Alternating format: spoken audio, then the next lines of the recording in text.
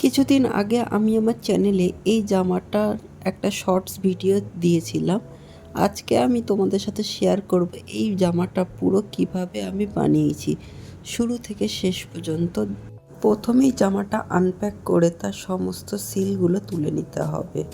সিলগুলো তোলা হয়ে গেলে জামাটাকে ভাঁজমুক্ত করে এক সাইড থেকে 4 ভাঁজে ভাঁজ করে নিতে হবে। তারপর আমরা ক্লায়েন্টের থেকে যে মাপটা পেয়েছি সেই মাপে ফিতার সাহায্যে দাগ দিয়ে নিতে হবে।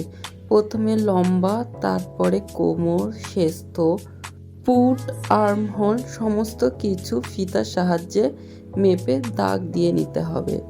দরকার পড়লে একটা স্কেলের সাহায্যে নিয়ে দাগগুলোকে প্রমিনেন্ট করা যেতে পারে। এক্ষেত্রে সুবিধা মতো স্কেলের ব্যবহারও করতে পারি। তারপরে দাগ দেওয়া অংশগুলোকে কাঁচির সাহায্যে ভালোভাবে কেটে নিতে হবে।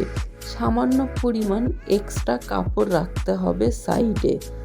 এরপর চুড়িদারের নেক ডিজাইন করব।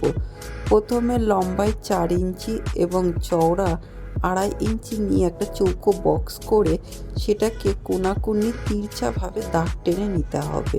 ভালোভাবে ডিজাইনটা ড্র করে নিয়ে তারপর সেটাকে কাঁচি দিয়ে কেটে নিলে একটা সুন্দর গলার ডিজাইন রেডি হয়ে চলে আসবে। তারপর সমস্ত জামাটা কেটে নেওয়া হয়ে গেলে চলে যাব হাতা কাটিংয়ে।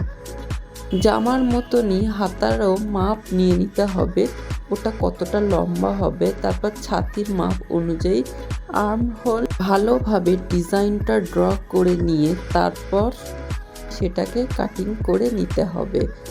এরপর সেলাই মেশিনে আমরা গলার ডিজাইনের জন্য একটা ছোট পটি নিয়ে সেটাকে গলা বরাবর রেখে ডিজাইনটা উপরে ভালোভাবে ধীরে ধীরে মেশিনের সাহায্যে সেলাই করে নেব। পটিটাকে ঘুরিয়ে নিয়ে ধার দিয়ে এক্সট্রা কাপড়টা কেটে নিলে গলার ডিজাইনটা আমাদের সুন্দরভাবে রেডি হয়ে আসবে।